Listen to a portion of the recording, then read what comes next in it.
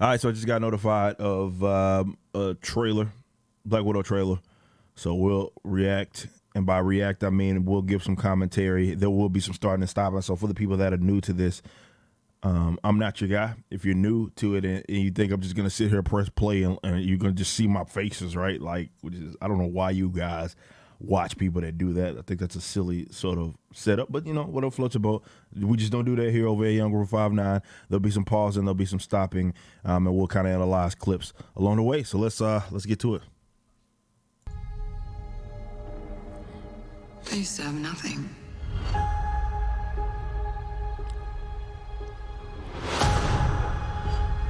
And then I got this job. This family. But nothing lasts forever. And let me pause it there, not because anything that just happened was important. I believe, if I'm not mistaken, this takes place in the past. Obviously, if you've watched the spoiler alert, she dies if you've watched the recent Avengers movie. But just for some perspective here, and I'll actually zoom in on me real quick, for some perspective here.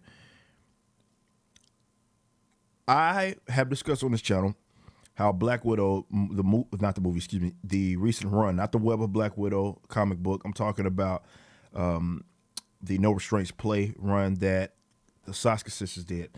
I've been on the record saying that this has been my favorite comic book of the year.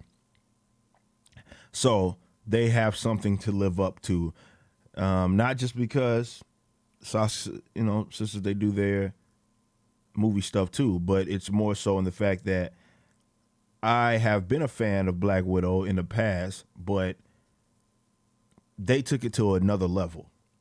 I've been raving about this comic book. Unfortunately, it was only a limited series. I wish they would have got an ongoing series to really go into depth as far as what happens after that story. But I would love to, I'm not saying that they're going to take some of that stuff and put it in here. That's not what I'm saying. It gave me a new respect for the character.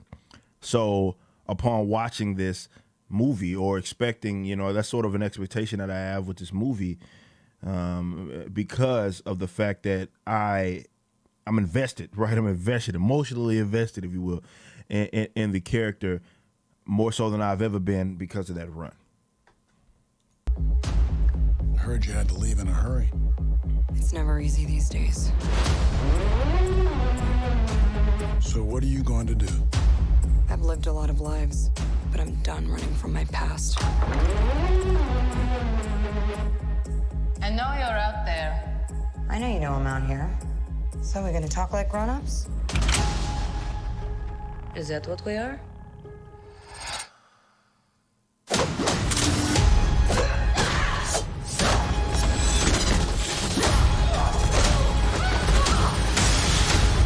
Damn. It's good to see you too, sis. What brings you home?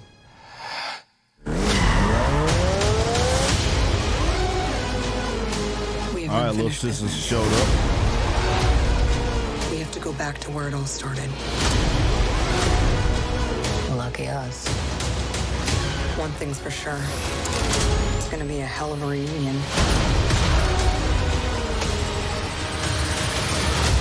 Oh. Still fits. Family. It's funny. I was just talking about this click in another video because of what goes down in Avengers, like the current Avengers run.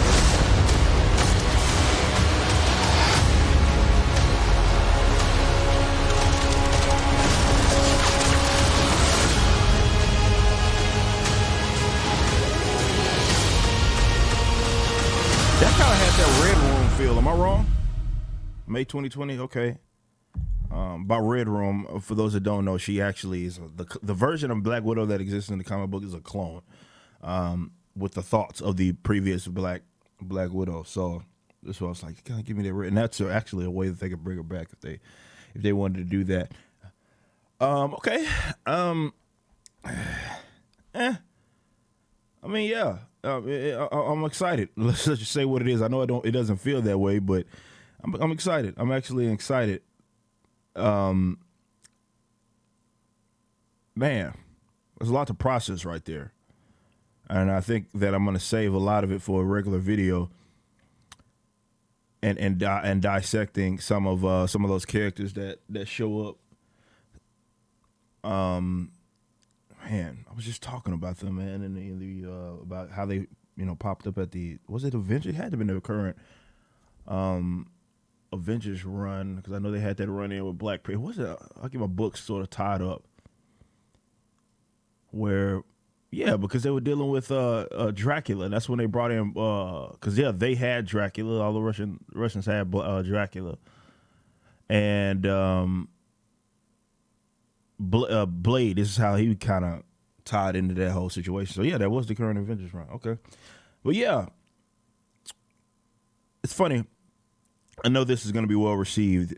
A lot of it does have to do with the fact that this is the Marvel Cinematic Universe, and people will eat up anything that is adopted by the Marvel Cinematic Universe. But Black Widow hasn't been a developed character that has popped up in multiple movies, so they have that development already there. That name branding is already there, so it's going to do well.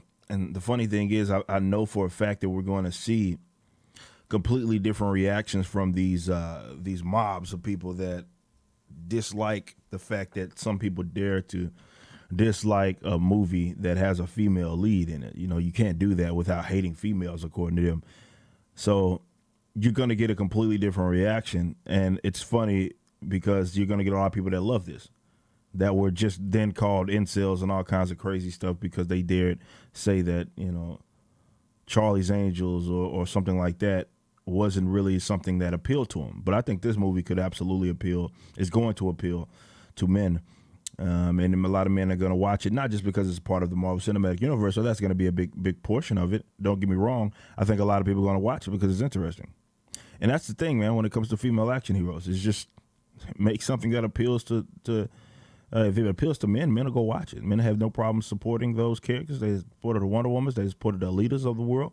They have no problem supporting them. But you will get people that are like, and this is going to be interesting. I think it's going to be the reception is going to have political, or it's more so social political. So let's say just social approaches on multiple different angles of this. I think there's going to be a sector of people that like I said, they are going to like it. And I don't think it's going to be fair enough for people to analyze it without taking into consideration. And I think basically what I'm saying is they should take it into consideration, the context of all of the things that they had been arguing before. They had been arguing previously, and previously it was, oh, well, y'all don't like movies with female lead action heroes and stuff. And that's just not the case. So I'm interested to see how all of that's what I'll be paying attention to when it comes to people's reactions, not to this trailer, but more so to the movie once it comes out next year, which is really right around the corner. May 2020 is right around the corner. It's not really that far away. But it's going to be interesting. I'm positive you're going to get like polar opposite reactions from what you got with, again, the Charlie's Angels.